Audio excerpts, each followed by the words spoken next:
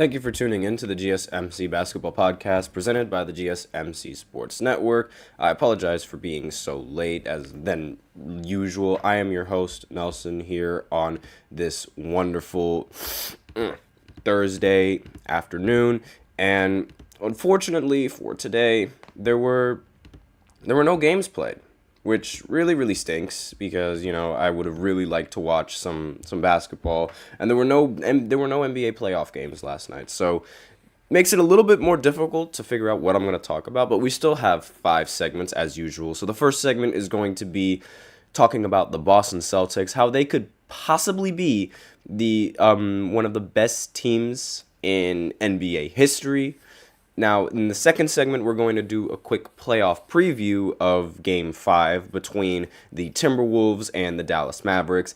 Then in the third segment, we are going to be looking at a potential Trae Young trade, seeing as they have the number 1 pick in the draft. There's a possibility that they might want to build around that pick, but we'll talk a little bit about that in the third segment. Then in the fourth segment, we are going to be looking at the WNBA and Caitlin Clark, as she dropped 30 points in the WNBA and still lost, surprisingly enough.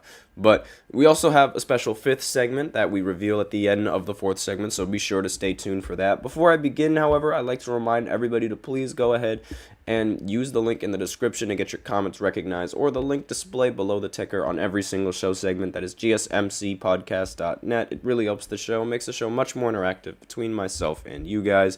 And with that out of the way, we can go right ahead and talk about the Boston Celtics and just how good they are. So I was in a meeting earlier, and we were talking about the Celtics. Now, if I remember correctly, it was said, that at least this is what they told me, that they were top 10 in point differential and one of the top 15 records in NBA history, right?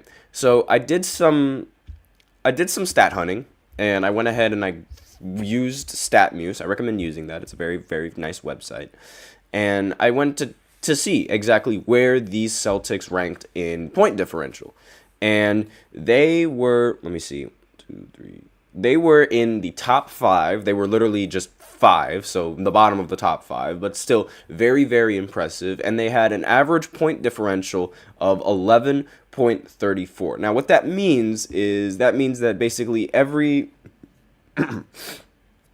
in almost every single game that they played, they would win by an average of 11 points, and they would because, point differentials, so, that's the difference in points that they have with every other team. And that is being in the top 5 while at the same time having one of the best records in the NBA is very impressive. And it's nothing short of amazing. And the teams that are ranked above them right now in the point differential category are the 1971 to 72 Lakers. Let me just go ahead and look at this stat real quick. And the 1970-71 Bucks and the 95-96 Bulls.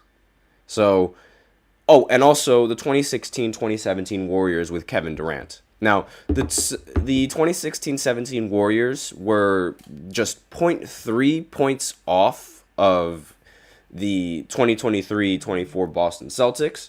So, they were just slightly above them, but more or less they had the exact same point differential. 11, which is, that is a lot of points, obviously. And let me just go ahead and look at another stat real quick just to make sure before I say what I want to say. And yeah, so all the teams above the Boston Celtics, the 2016-17 Warriors, the 95-96 Bulls, the 1970-71 Bucks, and the 1971-72 Lakers, they all won a championship. Every single one of those teams has won the championship, and everyone else below them either has or hasn't. So it's and I say has or hasn't because the teams below them right here, there's we have the 2015-2016 Warriors that are just below them with 10.7 points per game differential. 10.7 point differential per game. That's what I meant to say. And those guys didn't win the championship. And also, the 2015-2016 Spurs, they also had a 10 point differential per game, and they also didn't win the championship. So it's like, sometimes they're guaranteed a championship and sometimes they're not. But those in the top 5, they've been guaranteed they've won a championship. And now that's all that's left is for the 2023-24 Celtics, this Celtics team right here, to follow suit. And if they do follow suit, I do think that they have a possibility of being one of the best teams in NBA history. Now, but are they the best? No. I'm going to just flat out say it right now. No. They're not going to be the best. They're not the best team in NBA history, despite the fact that they have so many stars and so much talent on their roster. Like, I believe this is the first roster in a long time to have excuse me. I believe this is the first roster to have multiple starters hit 100 3-pointers in the season. Now, I'm just going to go ahead and check to see if that stat is true, because I did see somewhere that they had multiple starters hit 100 or more 3-pointers, and that stat hasn't been repeated. So, with that in mind, like, the team, it sounds like they're a very good team, but why aren't they the best? Well, that's because, unfortunately, to me at least, they're not going to be the best in my opinion, but, in history, in due time, they might.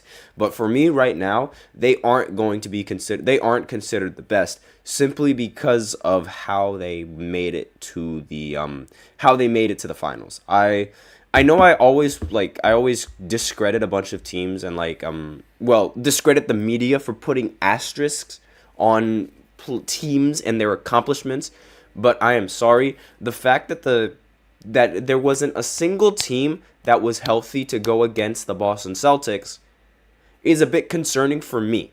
That, I understand, one team, sure, you could let that slide. 2 teams, maybe, but all of them? Now, that's no.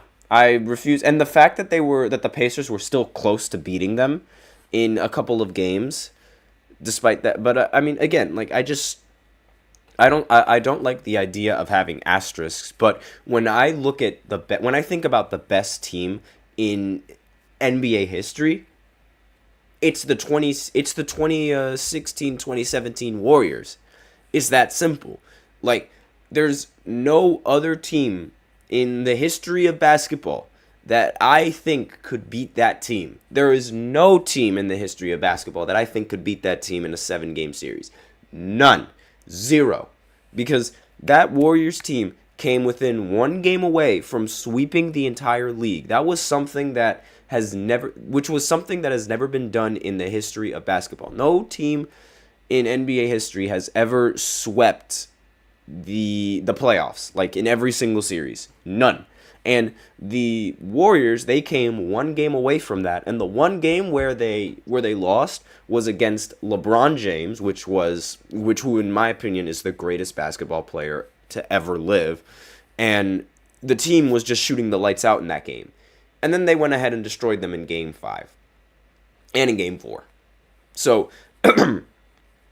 but with that, actually, no, they went and destroyed them in Game 5, excuse me. But with that, and that team, with Kevin Durant, Steph Curry, and Klay Thompson, not to mention Draymond, not to mention Andre Iguodala, not to mention Sean Livingston, not to mention JaVale McGee, all of those players, they were just different. When you put KD on that roster, you can't double him. You simply cannot double Kevin Durant, and Kevin Durant is already one of the more unguardable players that the NBA has ever seen due to his height. Now, add on to the fact that he's paired with 2 of the greatest shooters that the NBA has ever seen, and 2 of the greatest postseason shooters the NBA has ever seen. No question about that. They've hit the first and the second most 3-pointers in the playoffs for a reason, and it's just, there's no way I just can't envision a single team that could beat that team. Not to mention having Draymond, who was a Defensive Player of the Year candidate, and also having Iguodala, who won the Finals MVP over Steph Curry, along with Sean Livingston, who was in the running for being a sixth man of the year, that lineup was unbeatable. Plain and simple. And I don't think that any team in the history of basketball can beat them. So with that, we are out of time for this first segment. It's a little bit shorter than usual because I started a little bit later. I apologize for that. But now we will go ahead and go into the second segment where I talk about a quick playoff preview and talk about the Mavericks and the Timberwolves and their series. So I will be right back after this short break. So stay tuned. I feel like I'm losing my mind. Is everybody in the world blind? Please, Lord, give me a sign, a sign. I feel like I'm losing my mind. Is everybody in the world blind?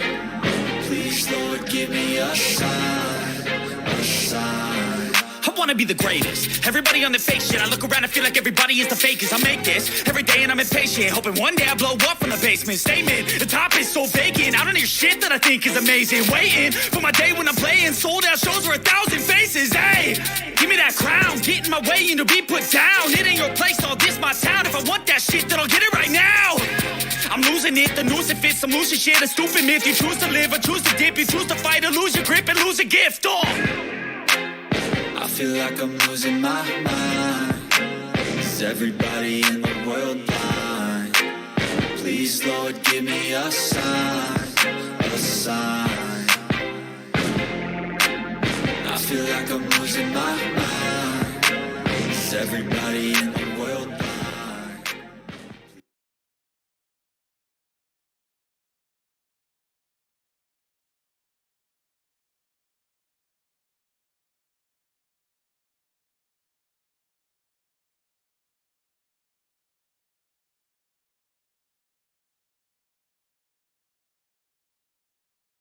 And we are back with the second segment of the GSMC Basketball Podcast presented by the GSMC Sports Network. And in this second segment, we are going to be doing a playoff preview between the Mavericks and the Timberwolves. So before I begin, I'd like to remind everybody to please go ahead and use the link in the description to get your comments recognized, or the link displayed below the ticker on every single show segment. That is GSMCPodcast.net. Really ups the show, makes the show much more interactive between myself and you guys. And with that out of the way, we can go right ahead and talk about the playoff game that is going to be. And I say game because there's only going to be one now, unfortunately. And we've come to that point in the NBA season where there's going to be 0 games that are going to happen consecutively. And it's a really sad day for me because now it's just making life a lot more difficult, and it's making it way more difficult to figure out what to talk about. But aside from that, the Timberwolves, they're going to be playing at home against the Dallas Mavericks, and the Mavericks, they're up 3-1 on this series, and they were up 3-0 before they blew it in game 4 and couldn't get the sweep.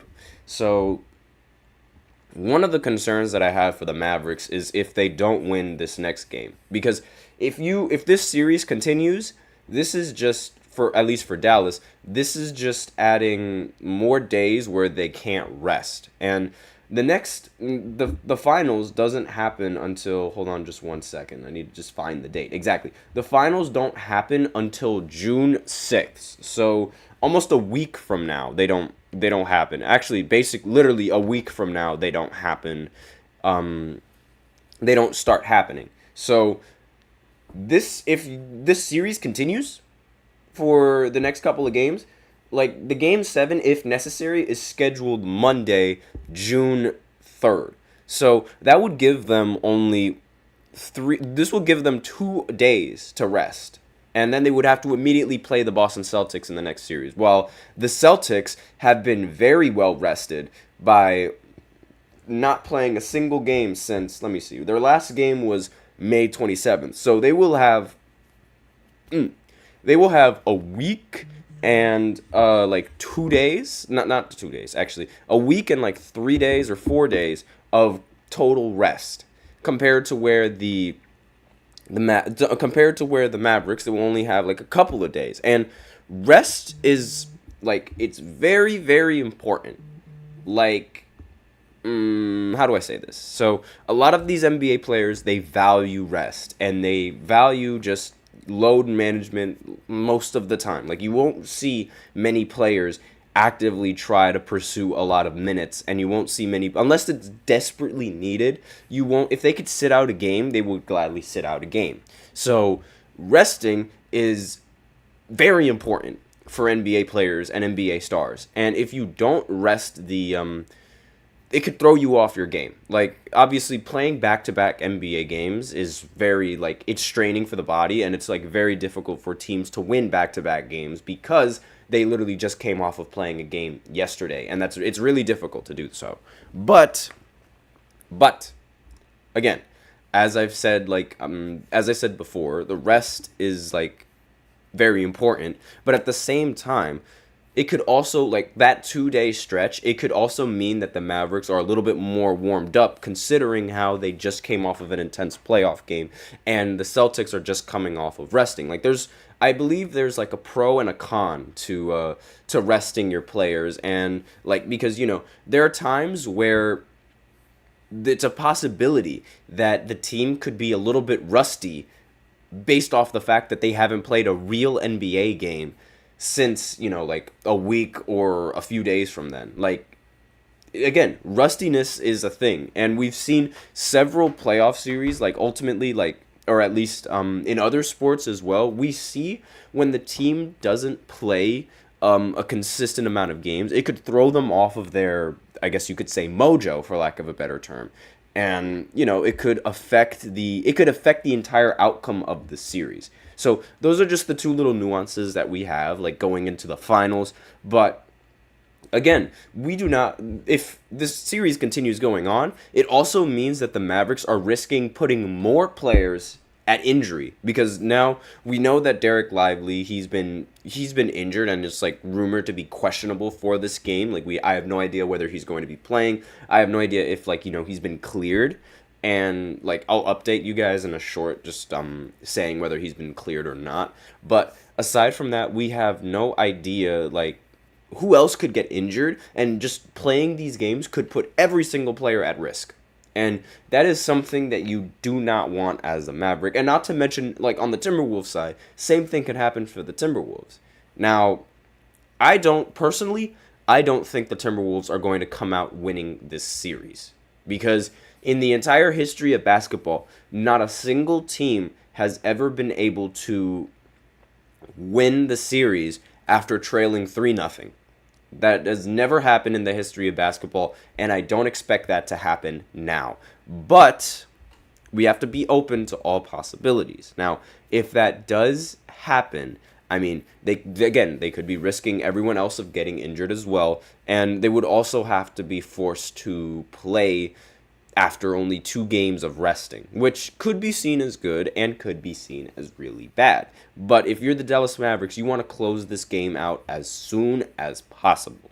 And it's going to be I don't think that the Mavericks, they should not allow the Timberwolves to win a single game. If they get another win, then it's going to be they're going to be in that danger zone. I mean, because you don't want the Timberwolves to get any kind of momentum.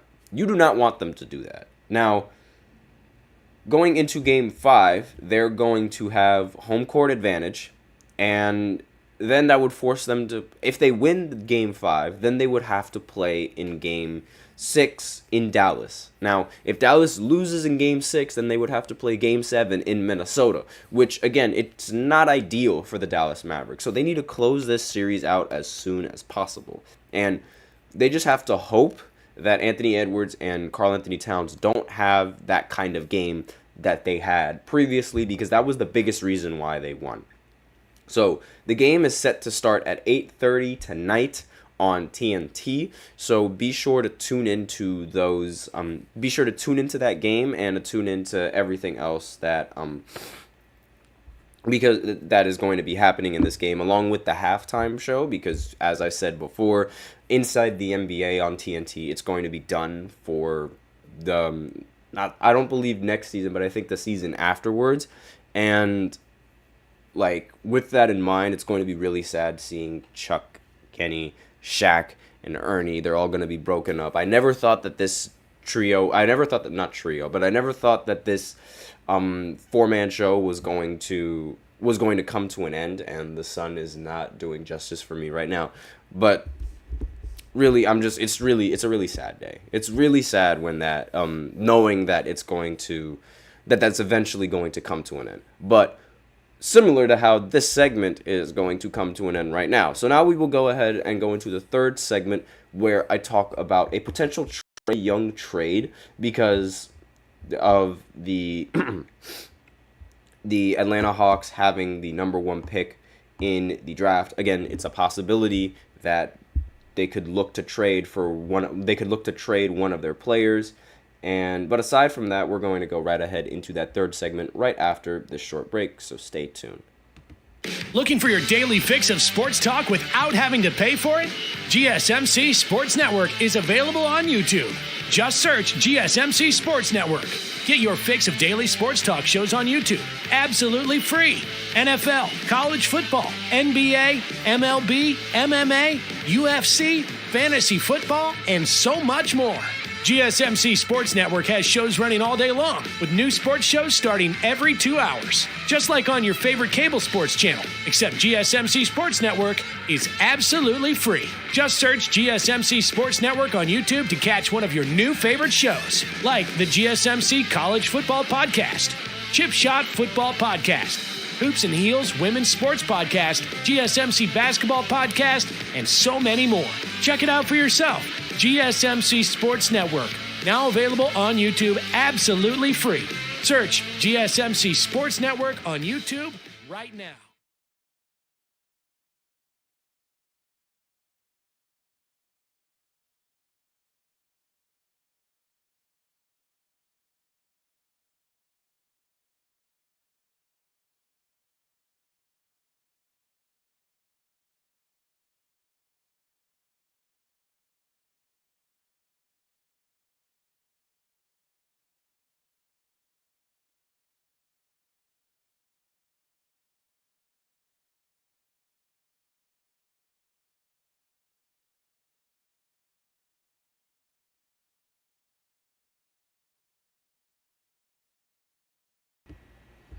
And we are back with the third segment of the GSMC Basketball Podcast presented by the GSMC Sports Network.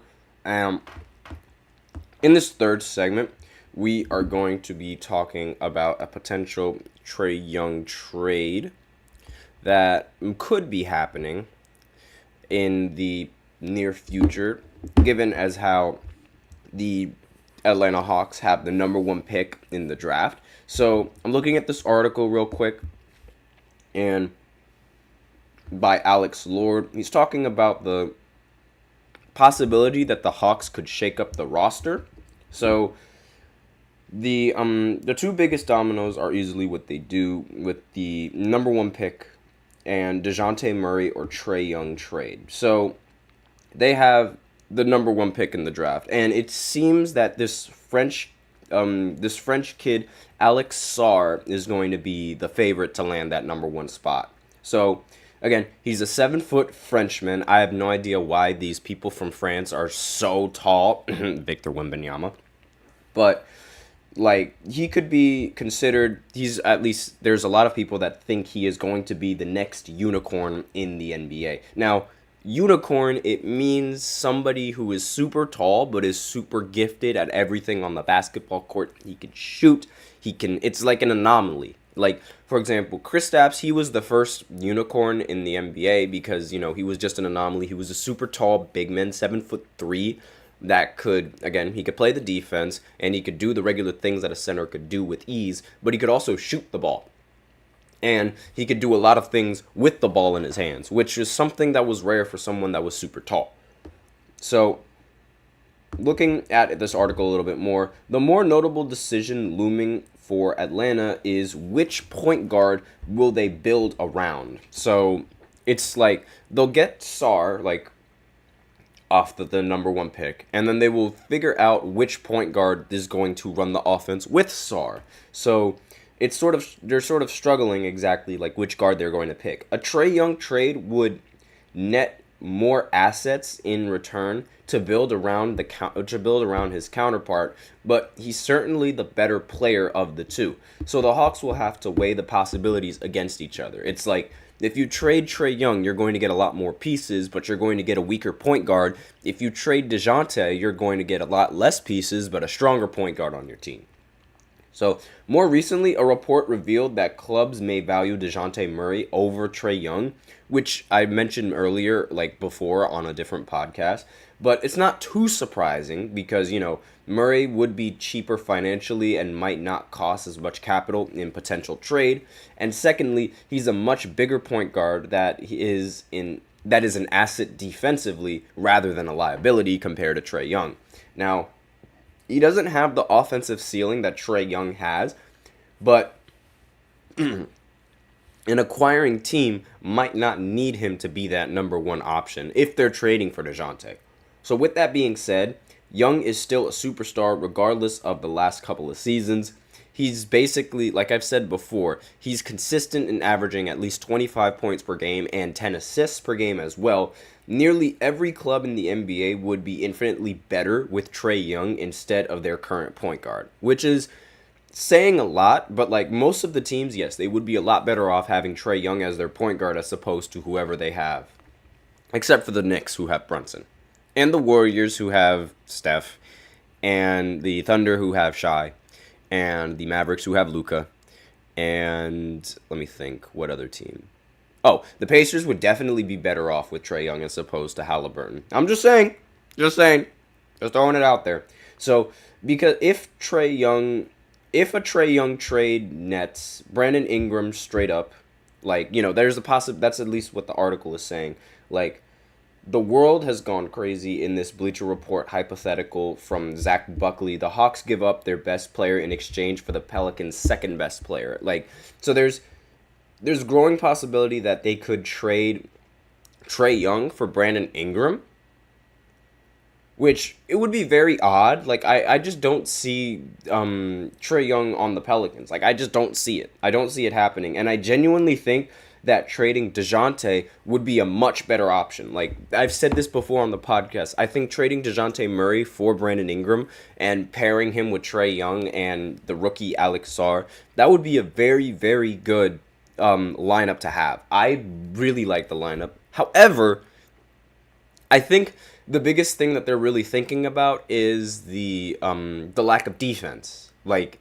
because Trae Young and Brandon Ingram, they aren't really known to being, like, defenders like that. They aren't really known to having the defense. But again, like I've said before, DeJounte does have the defense, and that is something that could be considered really, really valuable for other teams. Now, a trade of DeJounte Murray straight up for Brandon Ingram seems more in line with their values. Brandon Ingram is a 6'9" wing. This is what the article is saying. With that can get his own shot, but he's not some superstar. He's made one... Okay, there goes the page just lagging. He's made one All-Star appearance and has never led his team further than the first round of the playoffs, and isn't capable of shouldering the load offensively. Young, on the other hand, has made it to the conference finals and is capable of taking over offensively and is an all-NBA talent. Ingram has averaged fewer than 22 points and about 5 assists in his 2 postseason series. Young, who has been in the league 2 fewer seasons, averages over 26 points and 9 assists per game in 5 postseason series. And what's even crazier is if you take out the series against the Heat in 2022, when Miami blitzed Trae Young without a second ball handler, he is averaging over 28 points and nearly 10 assists in 4 playoff series. And it's like, trading Trae Young directly for Brandon Ingram is a horrible trade. Like, the two just don't measure up.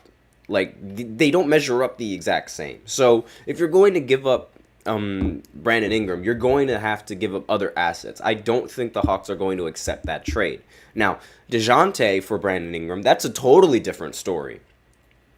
And, like, it would really, like, again, suggesting a straight-up trade between Ingram and Trae Young, it's, like, it's a completely different. Like, they are not on the same level. Trae Young is up here, and Ingram is, like, right over here. Like, they are not on the same level whatsoever. It would be a really bad trade in my opinion, if they just, directly swap stars. And it would also, I think it would be really bad for SAR if they drop Trae Young, because Trae Young is a very, very good point guard. He can run the pick and roll almost perfectly, and he can create looks for the center so much easier, and it would make SAR's life and him adjusting to the NBA that much easier, in my personal opinion. I genuinely think that Trae Young should stay on the Hawks, and if the Hawks are going, they should not trade him. If they're going to trade anyone, you got to trade DeJounte. It's that simple. There's going to be a lot of naysayers out there. They're going to say, Trae Young, I don't see Trae Young as a 1 or a 2 option. I see him as a 3rd option. That's just not true. I'm sorry to say it, just not true. You know exactly who you are. Not true whatsoever. He is a very solid 1 or 2 option on a team. He can definitely do it. He's almost done it before. He's almost done it being a number 1 option. He was just a couple of games off of doing it, but he almost did it. Now all that's left is for him to get the help that he needs, and if he's provided with that help, he could without a doubt be a number 1 or a number 2 option on a championship team. I have no doubt about it. But with that, we are out of time for this 3rd segment, so now I will go ahead and go into the 4th segment where I talk about Caitlin Clark dropping 30 points and still losing. So, again, I've said that these segments are a little bit shorter than usual. I apologize for that, but that is mainly because I started the show a little bit late, and again, I'm sorry for that. But now we will go ahead and go into the 4th segment where I talk about Caitlin Clark dropping 30 points, which is nothing short of impressive, but unfortunately the team still lost. So I'll be right back after this short break. Stay tuned.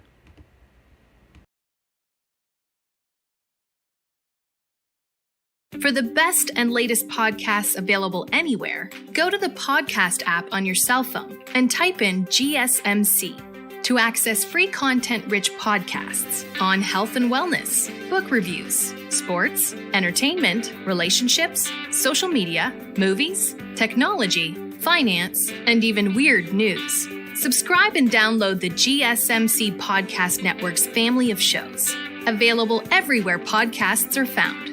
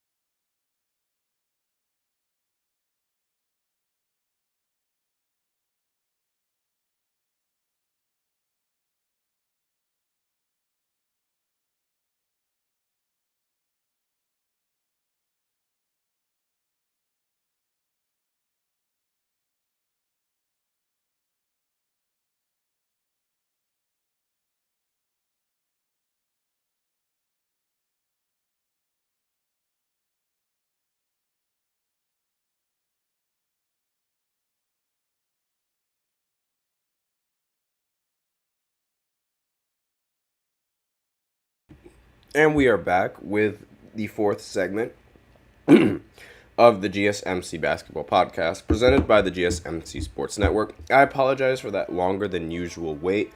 Now, the reason for that is because the Fox app that I'm using, for checking stats, is very, very bad. I'm sorry to say this, but, it is very bad. And the reason why I say that it's bad is because when you're in the NBA, the Fox app, it tracks points, rebounds, assists, steals, turnovers, all the basic stats, and field goal. But in for the Fox app, when you're looking at WNBA games, the only thing that they track for these games, like the only thing is the team scoring and the team's field goal percentage. So it only calculates the points, the amount of makes and misses. That is incredibly lame for especially now where I want to look at the stats and like everyone else's stats. It is incredibly lame.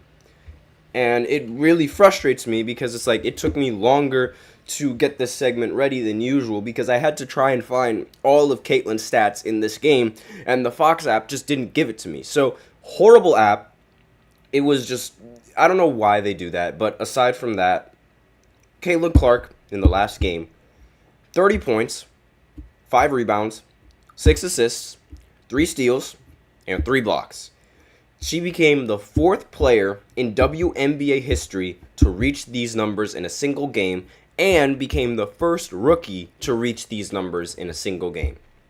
Nothing short of historic, nothing short of amazing, but she still lost. I don't know how you can blame anyone else. I don't know how you could put the blame on her for her team record and for this loss. I genuinely do not know. It's a similar story to Victor Wembanyama and how, he was playing on a very bad team with the Spurs, but his talent was far above everyone else, and the team was just constantly losing these games, despite the fact that they had Victor Wembanyama on the team. Now, this is a similar story with Caitlin and the Indiana Fever. Obviously, when a team gets the number 1 pick, the team is bad, and they're bad for a reason. And that's why they have the number 1 pick. But you also can't expect the number 1 pick to be able to lift a team up from how bad they are. And I'm sorry, I don't mean to just completely discredit the women's team and women's basketball. They're at a very good spot right now. They're very popular. I love talking about women's sports. But this team, horrible. This team is bad, and it's a whole different level of bad, and it's really it's crazy to me. Just looking at how the team plays. I saw the team play live, and literally just watching that team play, it gave me a headache. It was just bad. It didn't work out. I don't know how to say this in a nice way, but it's just these players, they just are not it. They think that they are, but they're not. And their placement on the court is bad. Their ball movement is also bad. Their pick and roll is bad. Their defense is bad. Everything about them is just bad. And especially this one woman, Kelsey Mitchell. I am sorry. I don't mean to be disrespectful, but she is bad. She is just not good. You need to, the teams, she shot 5 for 15. She was awful tonight, and she's been awful for a majority of the time with the Fever, and she's robbing Caitlin Clark of shot attempts. She took 15 shots in this game for just 15 points. Why are you taking that many shots? Why? I just don't. I don't understand why you're taking this many shots when you have Caitlin Clark, who literally dropped 30 and still lost. It's and I don't mean to be, I'm not trying to just be mean just to be mean. It's just when I watch them play, they do so much questionable things with the ball. It's similar to how when Victor was playing on the Spurs. It's a direct comparison. You'd have these other players on the team just do random stuff with the ball and try to do everything themselves, when in reality they could just give the ball to Victor, drop it down low, and let him do what he needs to do to score. But they do too much. It's doing too much is going to hurt your team, and that woman does too much. I'm sorry to say it, she does way too much, and it hurts the team more than it helps, and it's really disgusting to me because when I was watching that game when the Fever were playing against the Liberty, she was trying to find an open shot. She was just doing all these tween crossovers, behind the backs, step backs, and like taking contested layups. And it's like she was doing all these dribble moves, but she wasn't creating any kind of space with those dribble moves. And then if it leads to her taking a ridiculously contested layup, and even then she would take an open layup and she would miss it. And I'm just like, why are you even bothering? It boggles my mind. The team really needs to learn how to play with Caitlin Clark as opposed to playing against Caitlin Clark. And I don't know, there's no other way to put it. And I try to be like, as nice as possible, but there is no way. I'm not going to bubble wrap any of these players and say that they played well or they played all right. No, they played bad and they're playing bad. It's that simple. I'm not bubble wrapping anyone for any kind of reason. Now, her shooting, like her field goal, for some, I just don't understand. Like because her numbers, they don't look bad, but it's like every time I see her play, it's just, I don't like it. Maybe it's because, I am a very huge Caitlin Clark fan, and it's the fact that she's not getting enough touches that's aggravating me. But at the same time, it's like, why is she not getting as many touches? Why? And another problem that I have with the team is how they play. It's how they play with Caitlin Clark. It is not ideal. Now, the reason why I say this is because, whenever a screen is set for Caitlin, the teams are immediately doubling her. They are straight blitzing. They're doubling her every single chance that they get, which forces Caitlin to pass. But for some reason, the roller does not put herself in a good position to either score or make a play for somebody else. Like, usually, like I've said before, when you run a pick and roll, you either roll down to a spot on the block, which will bring help defense, thus making an easy look for somebody in the corner, or you pop out farther away from the double team and continue swinging until you get a wide open three. And they do none of that. They awkwardly stand in a very awkward spot. They don't space the floor. They stand a little bit closer than they should. Like, they stand a little bit closer to Caitlin than the spot where they should be standing, if that makes sense. And it's annoying to watch because it's like, put yourself in a spot to score. Like, or put yourself in a spot to, like, play good defense or do something of that nature. But they just don't. And I don't like it. I don't like how they're just not helping the team whatsoever. It's really hurting them. And that's really, like, there's really not much that needs to be said, aside from the fact that, dropping these numbers it's crazy. And being the first rookie to drop these numbers is nothing short of impressive. But with that, we are out of time for this fourth segment. So now I will go ahead and go into the fifth segment, where I talk about the Clippers former owner, Donald Sterling. So I'll be right back after this short break.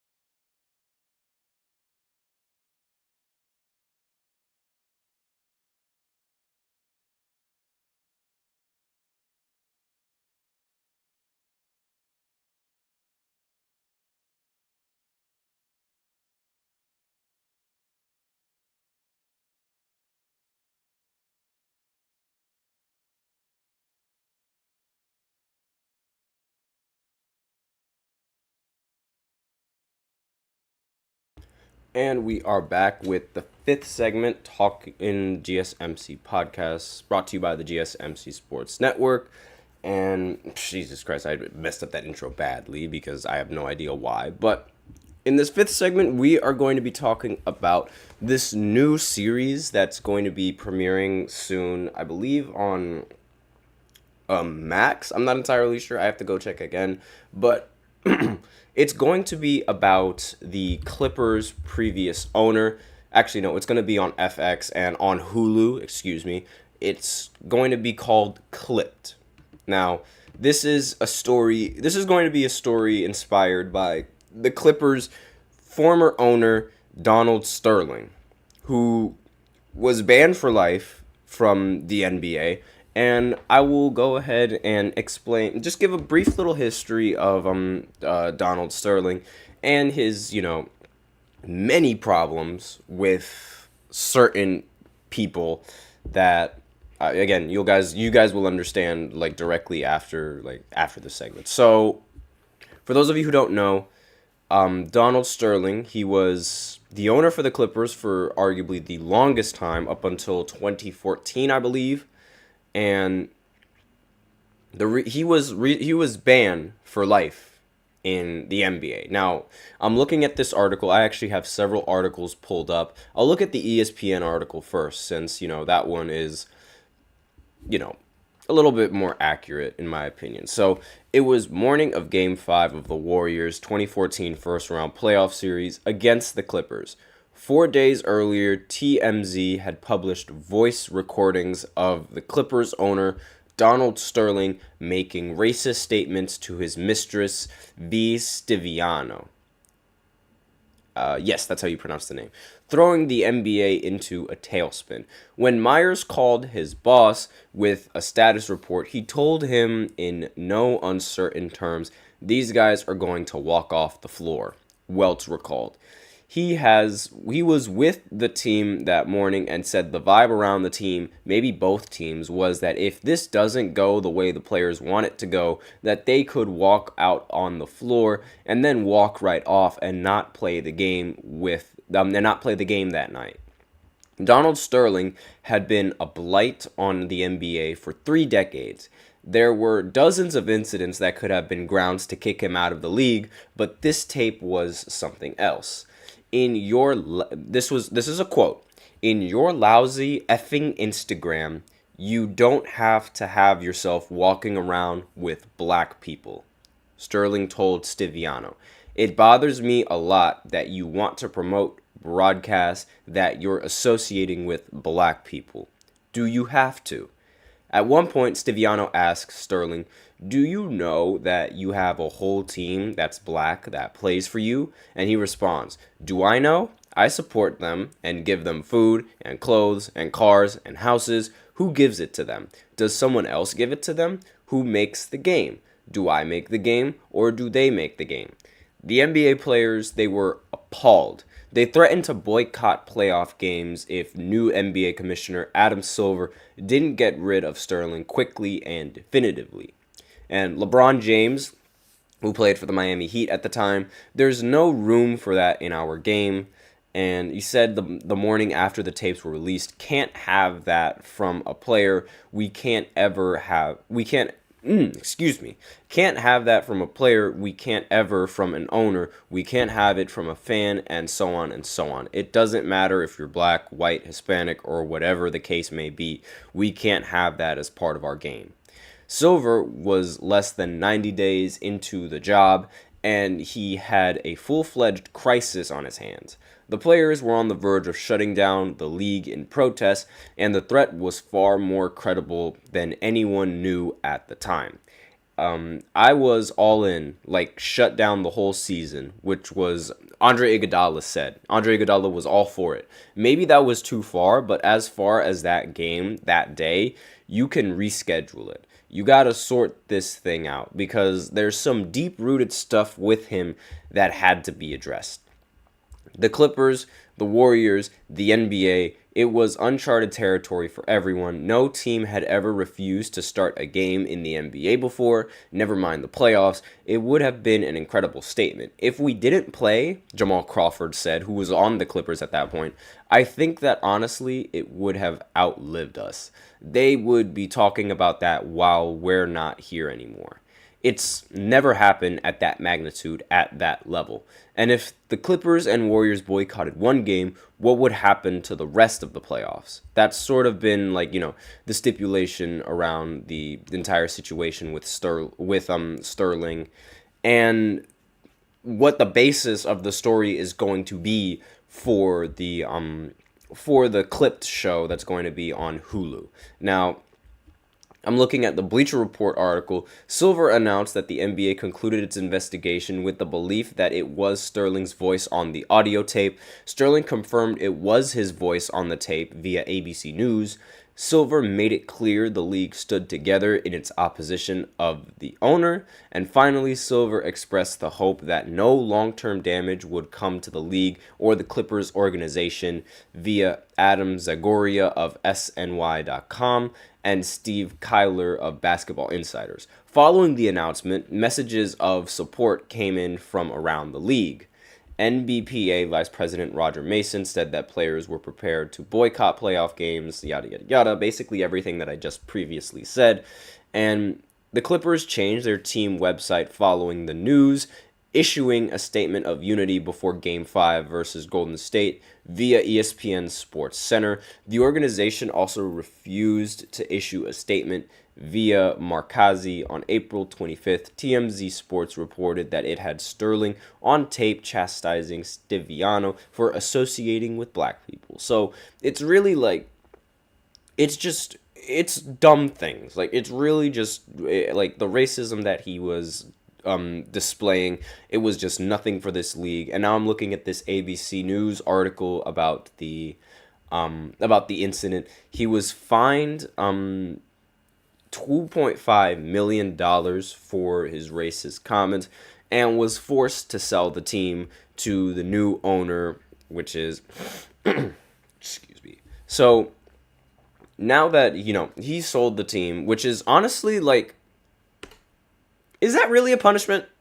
Like, I'm sorry to say it, but like, is that really a punishment? Because forcing someone to sell a team for billions of dollars, that just means that you're just making billions of dollars, and it's like, it's not really a real punishment for him, at least for Sterling. I really don't think, like, I thought that punishment was absolutely hilarious, because it was like, he was banned. Obviously, he should have been banned, but then he was forced to sell the team for like $2 billion. Like, I'm looking at yes, exactly. He was forced to sell the team to Steve Ballmer for $2 billion. Like, wow, such a punishment. He says racist remarks, and boom, $2 billion shows up in his bank account. That is, it's like you can't make that up. You just can't make that up. Is there something on my camera? Hold on just 1 second. Let me fix that. Yeah, I don't know what that was. There was something on my camera, and it was blocking the view. I apologize for that. But he sold the team for $2 billion. Like, whoa, such a crime. And this is what the Hulu series is going to be about, because I guess it's going to like shed some new light on the entire scandal and like every other problem that he had with the Clippers. So here are the key allegations. The audio recording, male voice identified by Stiviano and the NBA as Donald Sterling, chastising Stiviano for posting pictures of herself with black people on her Instagram.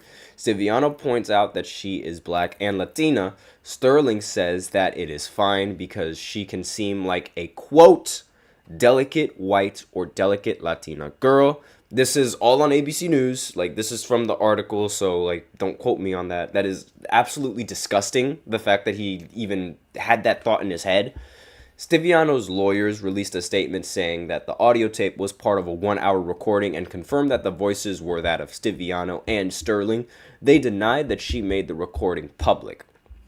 Next accusation, the team released a statement saying Mr. Sterling is emphatic that what is reflected on that recording is not consistent with, nor does it reflect his views, beliefs, or feelings. It is the antithesis of who he is, what he believes, and how he has lived his life. And another thing, Donald Sterling has faced allegations of racial discrimination in the past. In November 2009, he agreed to pay a $2.7 million settlement to settle allegations that he refused to rent apartments to Hispanics and blacks and the families with children. In 2011, Sterling won a lawsuit brought by former Clippers general manager Elgin Baylor over harassment and discrimination claims. This is all on ABC News. All these accusations are on ABC News. In a lawsuit filed by Sterling's wife, Rochelle Sterling, she claims that her husband began an affair with Stiviano at the 2010 Super Bowl, and the pair have been together since. It's very odd for me, because it's like, how are you going to say that, how are you going to be so prejudiced, or I guess, allegedly prejudiced towards all of these? Actually, you know what? It's not even allegedly, because this is already confirmed. How are you going to be so prejudiced against these kinds of people, but at the same time have a wife that is part of those kinds of people? It's so hilarious to me, because it's like, what?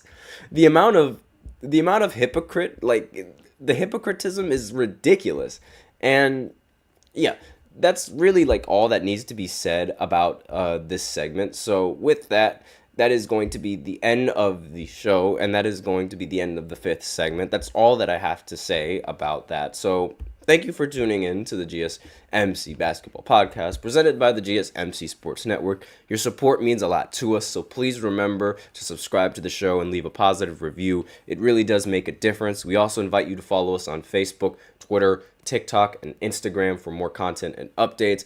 As usual, please remember to use the link in the description or the link displayed below the ticker on every single show segment to get your comments recognized.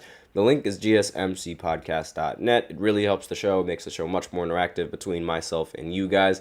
That is all I have for this podcast today. Thank you so much. I am your host, Nelson, and as always, take care.